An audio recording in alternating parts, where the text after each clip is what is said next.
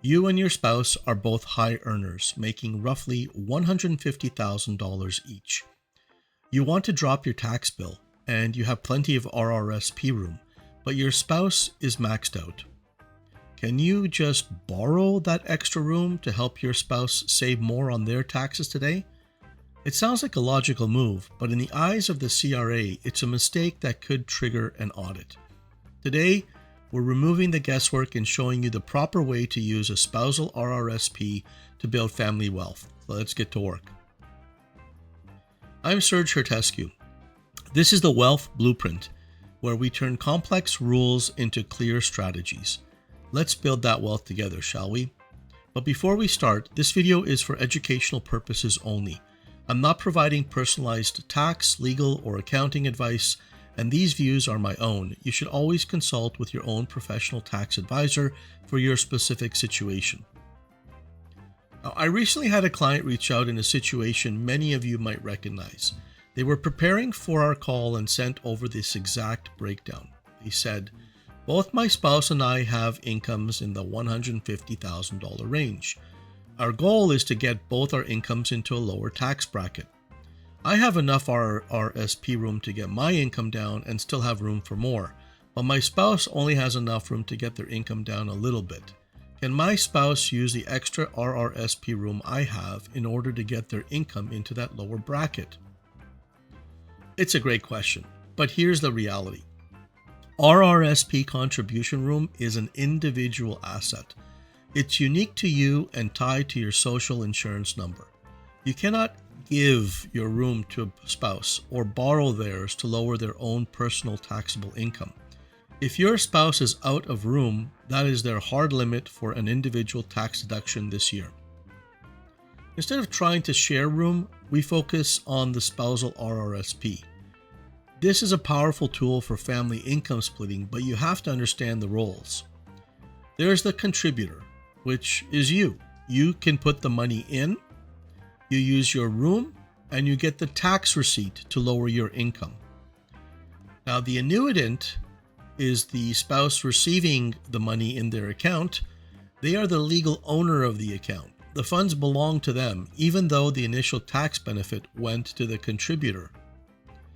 The goal of a spousal RRSP, this isn't about lowering the spouse's taxes today. It's about evening out the retirement incomes later so you pay less tax as a family in the future.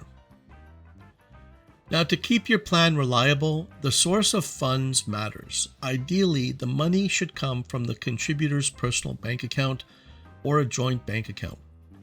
You can't just create the account now and figure it out later without a plan. While you can open the account before the deadline, the contribution itself must follow the rules of the contributor's available room. So ensure you clearly show that the person claiming the tax deduction is the one who provided the funds. This is a great topic to review with your own advisor. And don't forget the clock. The deadline for spousal RRSP contributions is exactly the same as regular RRSPs. The first 60 days of the year to count for the previous tax year. So for example, for a 2025 tax return, that deadline is March the 2nd, 2026. Now, success is all about the details. If this video helped you gain any clarity, hit that like button so we can reach more Canadians, because building wealth is a marathon, not a sprint, and the more you know, the faster you'll reach your goals. Always consult with a qualified professional regarding your specific financial situation. Have a good one, and see you in the next one. I'm Serge Hertescu. Let's build. If your spouse is out of the room, then now to keep if you're ready to keep bringing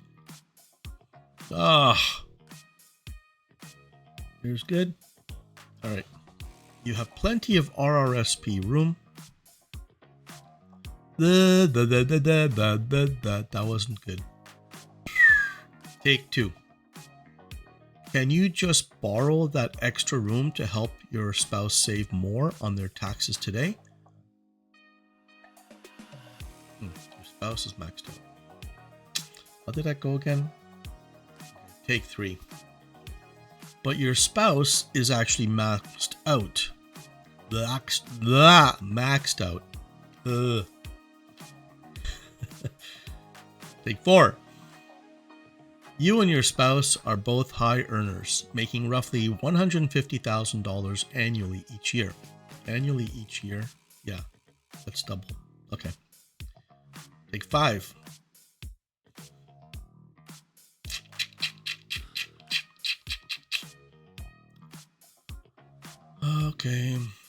Okay, here we go. Take 6, I think.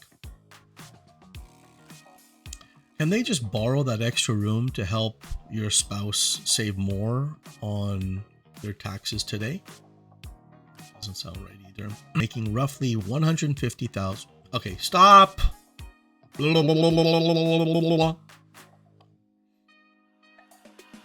Take 7 or 8.